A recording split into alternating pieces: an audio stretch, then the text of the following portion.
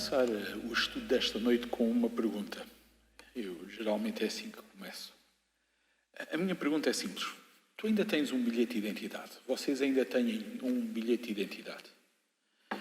Eu não sei se recordam como eram os bilhetes de identidade antigamente. Mas a verdade é que os mais novos, se virem provavelmente vão ficar surpreendidos com o tamanho, mas também com o conteúdo. Recordam-se algumas coisas que vinham no bilhete de identidade que hoje o cartão de cidadão já não tem?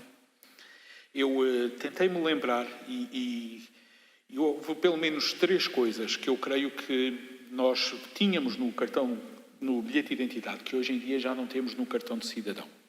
A filiação, o local de nascimento e a nossa impressão digital. Destas 3 coisas, eu creio que há uma que é mais difícil de conseguirmos enganar as pessoas. Eu posso mentir sobre quem são os meus pais. A verdade é que quem não me conhece muito bem, poderei enganá-los e dizer, os meus pais, o fulano tal e o fulano X e a senhora Y, e as pessoas, se calhar, até vão comprar aquilo que lhes disser. Aqueles que me conhecem vão dizer, não, tu és a cara do teu pai. Obviamente que aquele senhor é o teu pai e a tua mãe é aquela doce mulher. Mas se eu quiser, eu consigo arranjar uma declaração que diga o contrário dos factos. Mas é fácil, através de um teste, nós provarmos quem são os meus pais. ADN, DNA, conforme vocês querem chamar, dá para vermos isso. Eu também vos posso mentir sobre o lugar do meu nascimento. Não o farei porque tenho muito gosto da cidade onde eu nasci, mas nós podemos arranjar uma declaração falsa sobre o mesmo. É possível até fazeres isso em tua casa. Arranjas um computador e escreves uma declaração de um assento de nascimento, ainda que cada vez seja mais difícil de enganarmos o sistema, pois as coisas começam a estar todas informatizadas. Agora, nós podemos destruir o nosso dedo, mas é mais difícil identificarmos como outra pessoa através da nossa impressão digital. O dedo que tantas vezes nós utilizamos para apontar outras pessoas, para acusarmos outras pessoas, contém as impressões digitais que tantas vezes nos vêm e acusam a nós. Esta noite nós vamos estar a olhar para a terceira praga do Egito. Continuamos o nosso estudo a caminho da Terra Prometida. Vamos observar a terceira das 10 pragas, e nesta terceira praga do Egito, os magos vão ter uma afirmação tremenda. Perante a sua impotência, eles vão chegar à seguinte conclusão. Isto que estamos a ver é o dedo de Deus. A praga dos piolhos. Conhecem a praga dos piolhos? Vamos abrir as Bíblias em Êxodo, no capítulo 8, e vamos ler do versículo 16 até ao versículo 19. Êxodo 8, 16 a 19. O texto bíblico, na tradução que eu tenho em mão, diz assim. Então o Senhor disse a Moisés, manda Arão estender a vara e ferir o pó da terra para que se transforme em piolhos por toda a terra do Egito. Eles fizeram assim. Arão estendeu a mão com a vara e feriu o pó da terra. Surgiram piolhos nos homens, nos animais. Todo o pó da terra transformou-se em piolhos, em toda a terra do Egito. Os magos tentaram fazer o mesmo por meio do seu ocultismo, para produzirem piolhos, mas não conseguiram. Os piolhos atacavam homens e animais. Então os magos disseram a Faraó, isso é o dedo de Deus. No entanto, o coração de Faraó se endureceu, e ele não os atendeu como o Senhor havia falado. Vou fazer mais uma pergunta. Quantos de vós é que já tiveram piolhos? Eu confesso, eu já tive piolhos. Em tempos, esta cabeça tinha uma cabeleira farta, e por incrível que pareça, é verdade. Cabelos encaracolados. E não foi uma nem 2 vezes que lá na escola eu trazia para casa alguns passageiros que não tinham sido convidados. Dava comichão. A pessoa ficava incomodada, apetecia sempre estar a coçar. Também tiveste piolhos, sabes do que é que eu estou a falar. Sabes, Nunca fui parar ao hospital por causa de piolhos. E na realidade não conheço ninguém que tenha ido parar ao hospital por causa de piolhos. Por curiosidade, eu fui à senhora internet, ao senhor Google, e coloquei lá no motor de pesquisa, coloquei hospitalizados e piolhos. E apareceu uma menina no Recife, uma menina que tinha feridas na cabeça causada por piolhos, mas também por lavras, que teve que ficar internado. Apareceu uma outra história muito curiosa, uma chinesa que tinha 20 piolhos que foram removidos do seu olho. Piolhos no olho, vejam lá. Apareceu também um anúncio sobre um pente elétrico e outro sobre um shampoo, ambos para matarem os ditos cujos. Mas a verdade é que termos piolhos não significa que seja a nossa morte, nem é uma doença daquelas por aí além. Nos tempos em que nós vivíamos, eu estou certo que se pudéssemos trocar Covid por piolhos, certamente todos diríamos: troque-se já, vamos salvar a economia, cocemos todos a cabeça. Mas a verdade é que o texto que nós estivemos a ler é uma praga que está a acontecer. É uma praga diferente das outras duas que já aconteceram. Gostava de salientar que, ao contrário das duas pragas que ficaram para trás, nesta terceira praga, o Senhor Deus não faz um aviso prévio a Faraó do que está prestes a acontecer. Nesta praga, Deus diz a Moisés para este mandar Arão ferir o pó da terra. Notem então que o nome de Faraó não aparece nos primeiros versículos da praga, da mesma forma que apareceram na primeira e na segunda praga. Na primeira praga, Deus disse: vai ter com Faraó, e diz-lhe. Na segunda praga, Deus disse: chega-te a Faraó, e diz. Mas desta vez, Faraó não é mencionado. Ele vai apanhar com uma praga sem ter aviso prévio. Eu gostava que tu pudesses entender, eu gostava que nós conseguíssemos entender que os avisos prévios da ação de Deus serão sempre um ato da sua graça. Deus não nos deve avisos. Ele não nos tem que avisar de nada. Mas em amor, por vezes, Deus revela-se. O problema é que nós muitas vezes não atentamos para os avisos e depois lamentamos e perguntamos: mas porquê é que isto está a acontecer? Deus agora diz: Moisés, fala com Arão, venha aí uma nova praga. Gostava de sublinhar que as primeiras pragas também tiveram origem na água, mas esta agora vai ter origem sobre o pó. Então, a caminho da terra prometida, eu gostava que tu pudesses compreender que se Deus não nos deve avisos, Ele também é soberano sobre todas as coisas. O Deus Criador é soberano sobre tudo. Nenhum elemento está fora do seu domínio. Ele é verdadeiramente Senhor. E Deus vai dizer assim: agora vou trabalhar com o pó. Consegue imaginar a quantidade de pó que havia no Egito? Nos últimos dias tenho percebido que pó é uma coisa que aparece em quantidades surpreendentes em lugares onde nós menos esperávamos.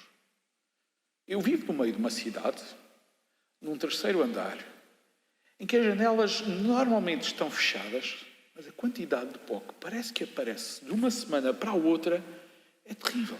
Bendito aspirador, bendito o pano que nos ajuda a limpar.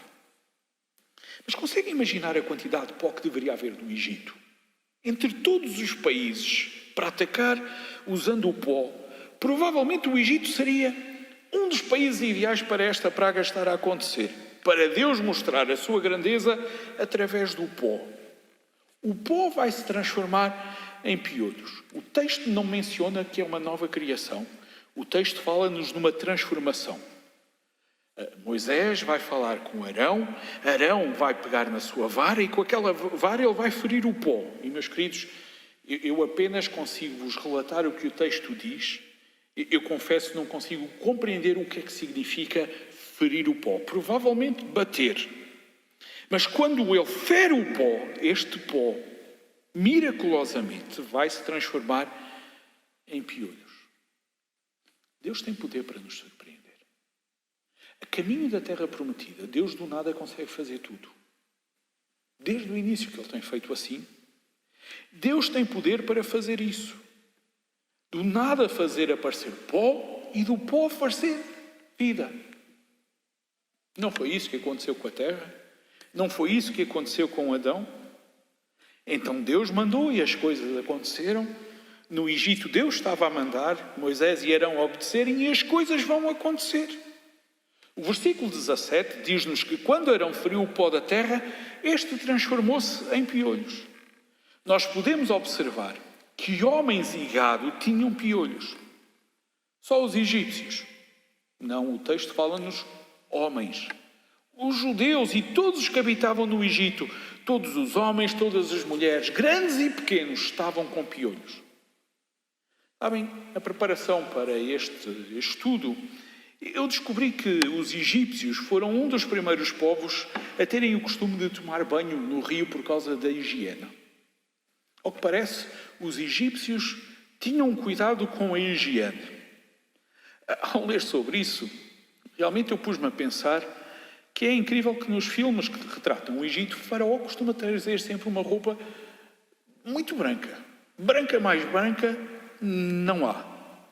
Tão brancas que costumam meter inveja até a mim e à minha máquina de lavar, que por vezes parece que as nódoas não saem. Eles tinham cuidado com a higiene.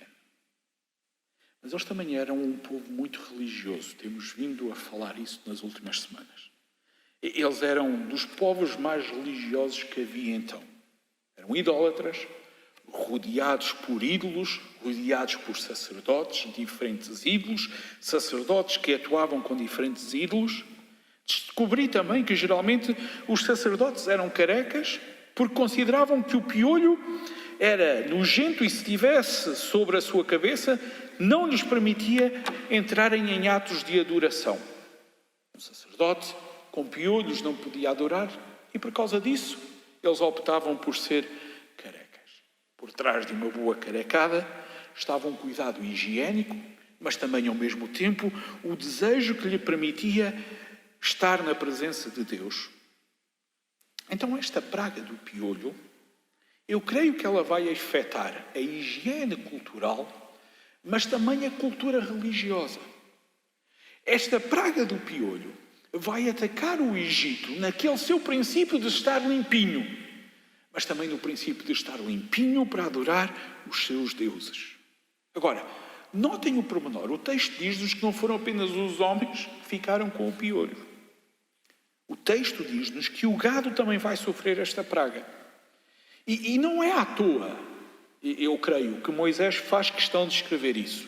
Os deuses, então, eram saciados com animais sacrificados. Normalmente procurava-se trazer animais saudáveis para agradar aos deuses. Mas agora estamos a viver um momento em que os sacerdotes estão com piolho, os animais estão com piolho. A adoração não pode acontecer.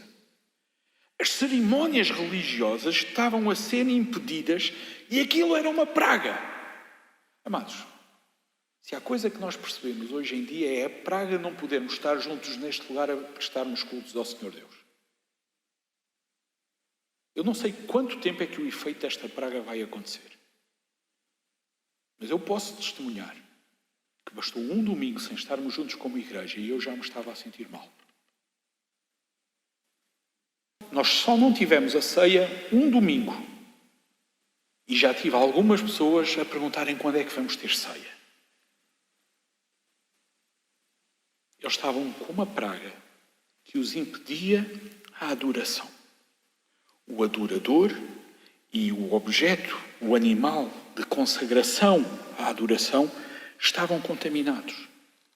Esta praga afetava o homem no seu bem-estar, mas acima de tudo afetava o homem no seu ato de adoração, na sua religiosidade.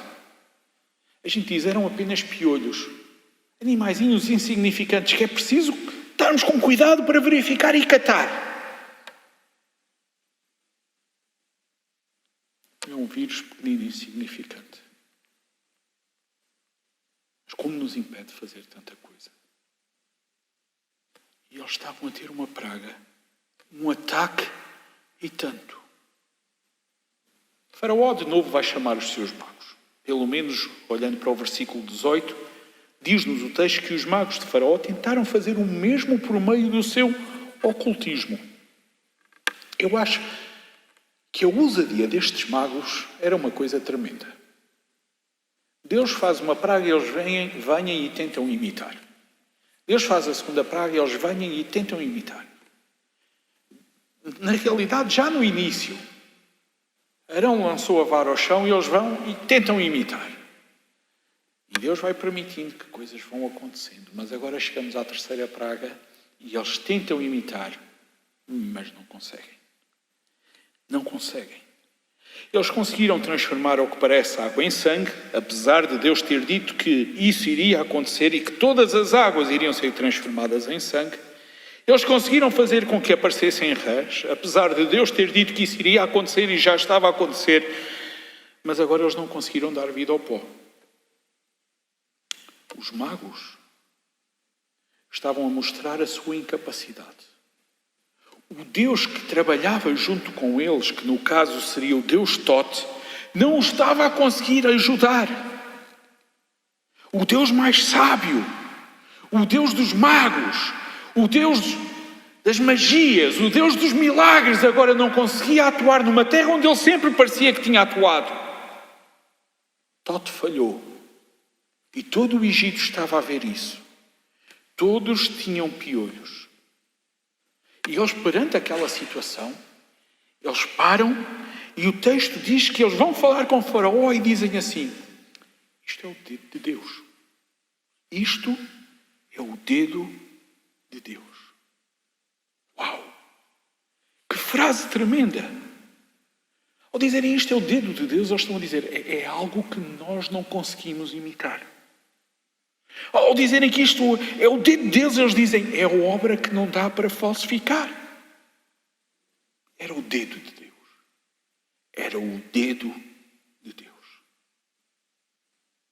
Sabem, eu creio que hoje em dia nós somos confrontados com o dedo de Deus em diferentes momentos, em diferentes alturas.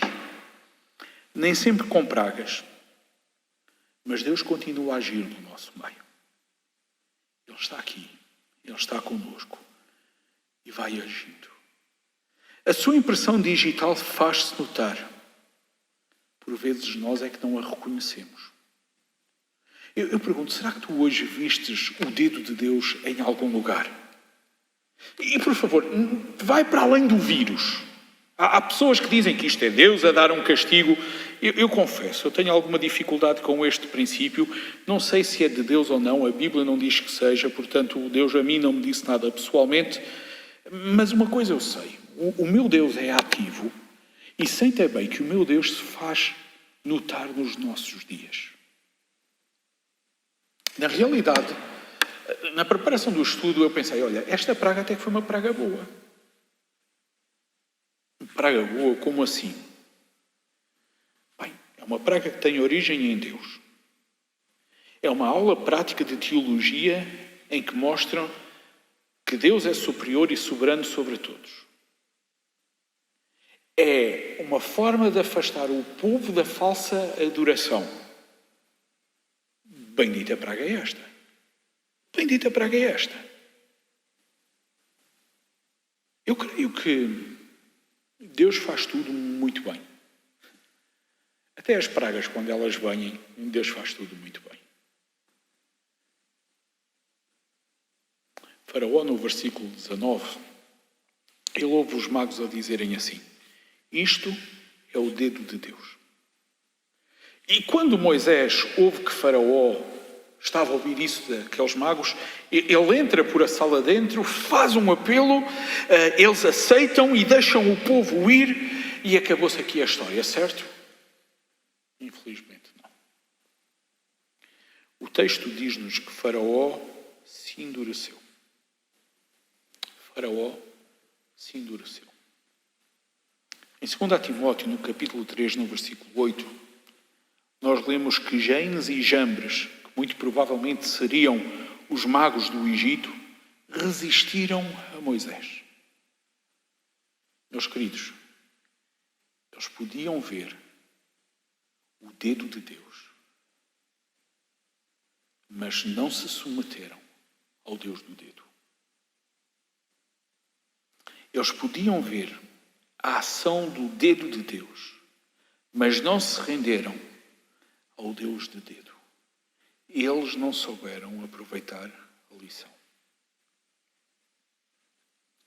Amados, de pouco vale cantarmos que Deus está aqui.